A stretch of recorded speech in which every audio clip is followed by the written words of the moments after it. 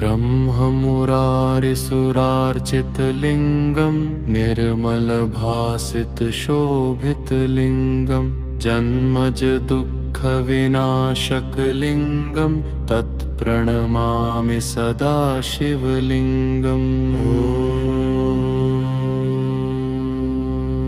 देवमुनिप्रवरार्चितलिङ्गं कामदहनकरुणाकरलिङ्गं रावणदर्पविनाशकलिङ्गं तत्प्रणमामि सदा शिवलिङ्गम्।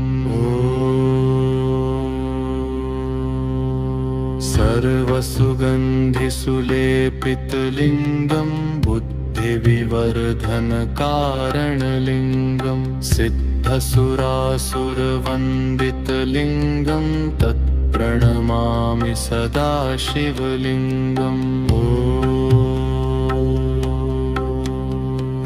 कनकमहामणिभूषितलिङ्गं फणिपतिवेष्टितशोभितलिङ्गं दक्षसुयज्ञविनाशकलिङ्गं तत्प्रणमामि सदा शिवलिङ्गम्। कुङ्कुमचन्दनलेपितलिङ्गं पङ्कजहारसुशोभितलिङ्गं सञ्चितपापविनाशकलिङ्गं तत्प्रणमामि सदा शिवलिङ्गम्। देवगणार्चितसेवितलिङ्गं भावैर्भक्तिभिरेव च लिङ्गं दिनकरकोटिप्रभाकरलिङ्गं तत्प्रणमामि सदा शिवलिङ्गम्।